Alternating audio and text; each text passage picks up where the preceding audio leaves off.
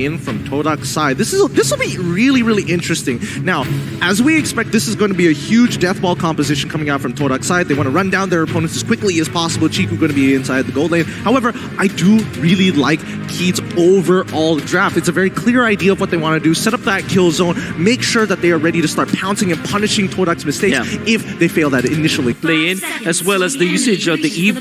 This KEYD lineup is an aggressive lineup, or maybe, you know what they call the aggro lineup, that they need to control the early to the mid stages of the game. Well, we've spoken about the draft. It's time for the execution. Will it be KEYD or will it be TODAK? Spam the chat right now with your predictions, because we have just entered the Land of Dawn for match number 2 here in the second day of the M3 World Championships. Yum's already trying to zone away the members from the side of KEYD, trying to go in, trying to dish out some damage, but it is going to be Formaze getting some damage on, going for the little Wanderer for damage. Oh my god, Moon goes in, one more shot, and the flame shot connects the snipe from downtown to secure the Razor. First blood.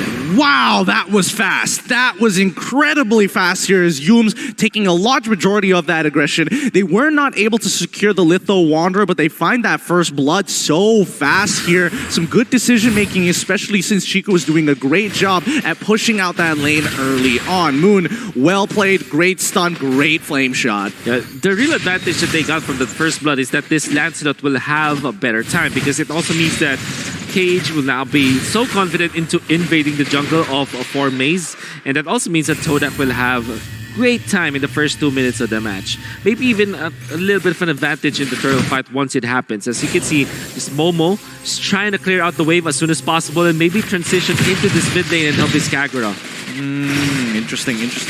You see Kane, he's already gone down towards the gold crab, trying to control this tempo, and Chico understands that he's going to be the primary target, and based on what we've seen from MPL Brazil, they really like to punish these gold laners, knowing that, hey, we want to shut down your scaling options as soon as possible. You can see already Formaze going in, invading the jungle, getting an extra jungle creep right there, and instantly rotating towards this turtle. They don't have the pressure just yet. It's actually KEYD who gets the mid lane prio, and there you go. Momo jumps in for the damage. He's going to be able to get the falling star moon onto King, dashing away, and King with the moves, able to dodge away from everything. But look at that! The combos coming in from TODAK to pick off 1, pick off 2. They're going to go for 3, but Takashi simply too tanky right now. King trying to go for the Lycan Pounce, will be able to go on to Momo. No damage to be getting those kills just yet, as Luis has also made his way to the top side. Both teams will just be able to trade some kills. Oh, this is a really interesting strategy coming in from TODAK's side. They're using these neutral objectives to get bait KEYD into fights where they know they have a little bit of an early game advantage as long as Beatrix doesn't make it to the fight in time. Yeah, they're fishing for KEYD at this point, right? Yeah, they are. Kind of ironic because TODAK's the swordfish is here. Exactly. So it's totally different right now, and also such a nice decision from TODAK. That's why they're leading by 1,000 gold. Not even getting the turtle just yet. At this point, they will eventually get it, but they know that the ultimate from the backside is just cooled down. King as well, the other members of KEYD, they're not ready to position themselves around this turtle. You know, I do have a question here for Gideon, perhaps, because I pointed out this question earlier on when we looked at the rosters, but now it has been confirmed. Chiku in the gold lane. Formaze will be the one playing in the jungle position, as the turtle has just been slain by Singapore Passion made possible. Singapore Tourism Board right here. But yes, Gideon, what is the specialty of Chiku in the gold lane? What does he bring to the team with this roster swap? Ridiculous mechanics. I mean, he is, I wouldn't want to say this kid anymore because he's grown up, he's matured quite, he's had a lot of time to kind of mature. And I think, you know, now that he doesn't have to worry about anything else, he can focus on purely his talented mechanics. He is indeed a well-rounded overall, and most people would agree, marksman player.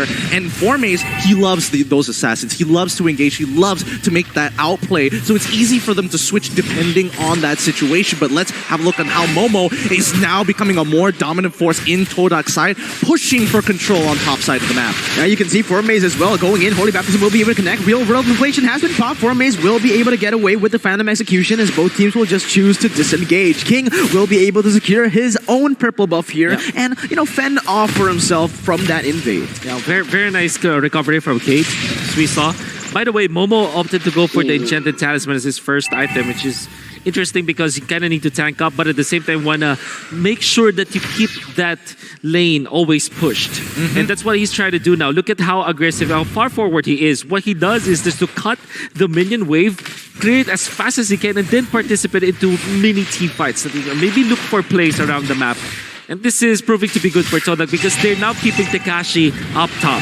Yeah, look at that. Wave clear comes in. Louise is going to get pulled back in. Yums will be able to get that damage and get that CC off, but it is still KEYD defending really well from that play by TODAK. I mean, TODAK is making sure that they're one step ahead, and a lot of this is just controlling the tempos of the waves itself.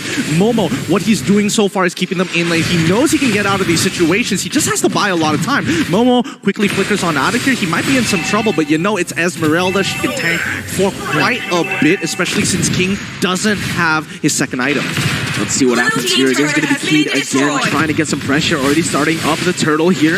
Momo trying to open up the map for his team. It is going to be the Rafaela coming in as well, trying to do the same thing. Tekashi now with the shield unity, trying to open up the map. Falling Simon connects onto Mikey, and is being him running away. Final Execution tries to go in for the turtle, but it is actually going to be the turtle taken away by KEYD. An all-out brawl is going to happen right now. Formaze jumps in, but King jukes the entire team, and Mikey's there for the healing. Crisp, clean gameplay coming in from the Brazilians. Love it. I love it. That's what you wanted crazy to see, because now this is the trading of mechanics. TODAK rely so heavily on their mechanics and have grown to start playing these strong macro games, but KEYD really wanting to go for that hard ego challenge. I love it. You see this is the Roger with just only one dash. I mean, at least 2 dashes, but just juked it with just pure positioning and movements. It's pixel perfect coming out from King. And that wasn't the first time he did it. He actually did it before, where he tried to dodge some of the skill shots from TODAK. And now I see why he's being called the King without the crown. Oh, and there you go. Another good play from KEYD. They're just so good at running away, getting out of these sticky situations. And that's what happens again. Louise gets out of a 3-man gank in the bottom side. What was that? It's great identification. Wait, hold on. Formaze, he's going really deep. He is going really deep. He actually fails on the puncture right there. Forced to use a Phantom Execution to run away. And Momo is caught in a 1v3. Forced to use a Falling Star to get out of that one. And that is another good, trade-off in terms of health and resources for KEYD. They managed to get the orange buff. They managed to do everything in their own jungle and, fend off once again against TODAK's aggression. Yeah, I think it's really great identification, like especially for Luis. He sees 3 people show up to go for this big old gank, right? He immediately identifies who has CC, and in that situation, it literally was only Moon.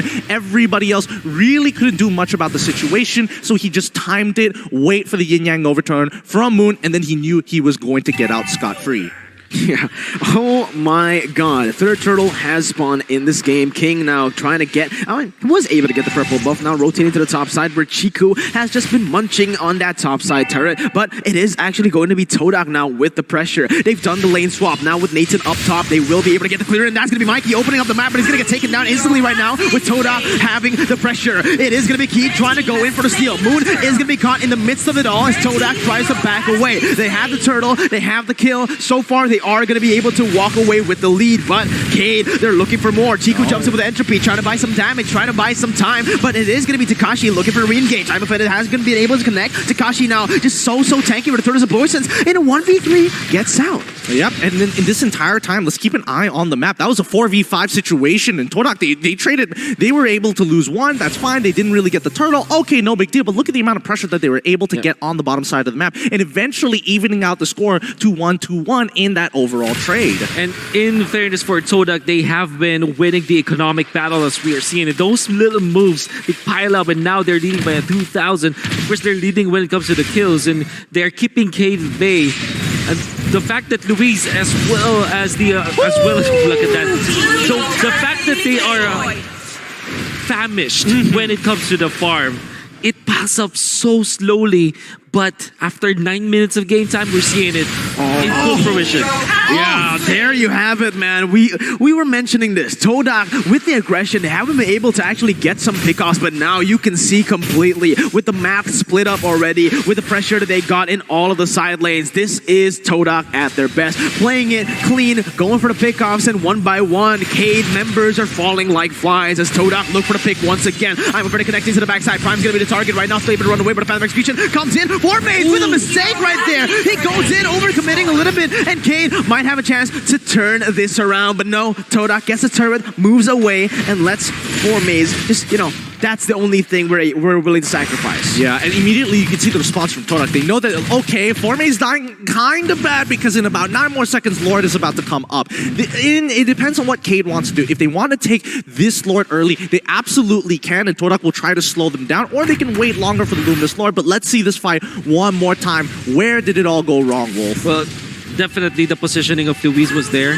However, it's just that so many corners have been covered by TODAK, and actually the real highlight for me for that play was the overall macro and the overall position of TODAK across the map.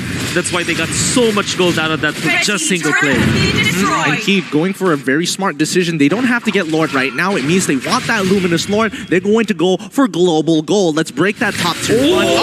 Oh! No way! Moon goes for the kill, but is actually turned around with the healing that Mikey has here. KEYD is able to turn around a pick off, and just like that, they have one pick off in this stage. The Lord is up. The setup is there. Will KEYD force this Lord? Agent's just working. Yeah. I've seen this before. Oh my goodness. This happened so many times. In the Philippines, we call this 1v1 against 4. Really? Honestly, this is what we call limit testing. Testing. Yeah, like Moon is trying his stress testing, and same goes for Takashi. He's in trouble. Oh, and Formaze manages to pick him up.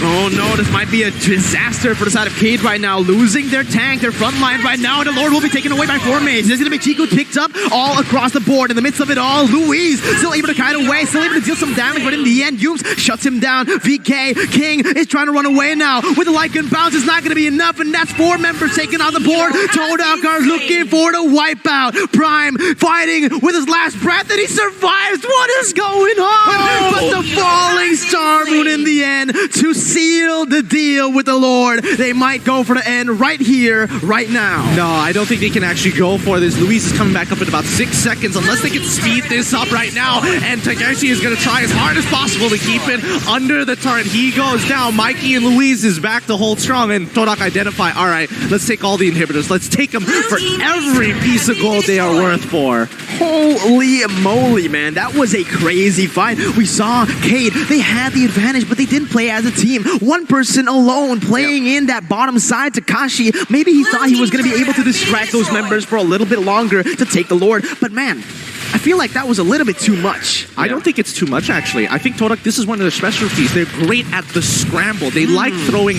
people off balance a lot. By even if they have to sacrifice a member, they know that they have the damage to actually sustain through. However, I will say that if I was King, I would be fuming at this Lancelot, who only got away by the sliver of his seas thanks to the Corbold in the jungle. That one extra dash bought him a full second.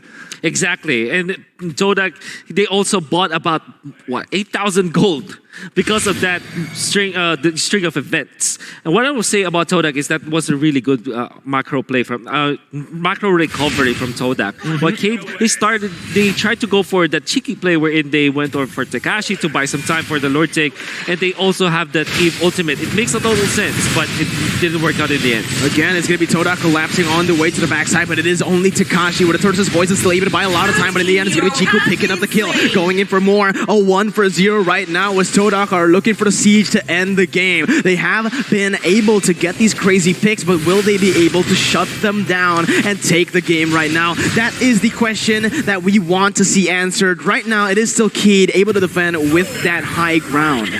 Yeah, I think at this point in time, TODAK understands that, yes, we do have the pushing power, but, so does KEYD at this point in time. They've got a Beatrix and as well as a Yves that can easily clear these waves from a safe distance, and TODAK is just trying to extend their lead as much as possible. They could look to freeze these waves, but they understand that the next wave pushing might allow them to get a pick and, more importantly, break open an inhibitor down on the bot side. That was beautiful by 4Maze, man. It was unnecessary, but it was cool. It was cool, man. It was a flashy play. They got an inhibitor, so technically it was a good distraction. Unnecessary, but beautiful. I love Style that. points. Style points. But I do agree with you. I think that actually made a little bit of sense because TODAK still got the inhibitor because of it. I mean, OK was focused on trying to look for an opening to take down 4Maze. They weren't able to make it in time. And at the same time, TODAK is able to get an inhibitor. So it is still TODAK getting the better economic advantage. Or that, in fact, they are leading now by 9,000 gold. Yeah, I mean, TODAK is really good at identifying where people kind of like avert their eyes to. And Yumis right now, in the middle of everything here, he's got Chiku nearby, but you could see that KEYD understands there's a potential that our backline might be exposed if we delve too deep onto our orange side of the map. We'll see what happens. Again, right now, as it looks, KEYD will need to defend another enhanced Lord from TODAK. I don't think they will be able to go and contest this, man. Look at the waves. Look at the way that TODAK is playing. They have the gold lead. They have the turret. They have everything in their arsenal to win this game. What KEYD needs to do right now is try to look for a desperate play, I believe, because if they just let the enhanced Lord get taken away, I think TODAK might just be able to end off with that. No, they just need a rubber band here because TODAK, they understand that if they are stuck and clumped in one place, especially for a neutral objective like the Luminous Lord, it's actually more beneficial for KEYD, who has a lot of strong AoEs to collapse on top of it. You can see they're positioning aggressively and pick up Mikey. There you go. Mikey's going to get picked off. He goes in, but the damage will be enough. It's actually going to be Chiku running in and dealing a lot of damage. It is just 2 members for 1 right now, but KEYD, they're losing out. Prime trying to run away. Chiku, actually, it might be him taken down. He finally gets the kill, and oh my god, he turns around and gets another. Takashi, the only member left standing. He can't do anything else, and Chiku picks up the triple kill to end the game with a bang. TODAK will pick up 1 match here at the M3 World Championships. Well, they have done it. GG. Well played to the Malaysian representatives. TODAK here. The mind games work well, and they know how to avert people's eyes. Whether it be flashy plays, you may think, hey, they're kind of trolling. Nah.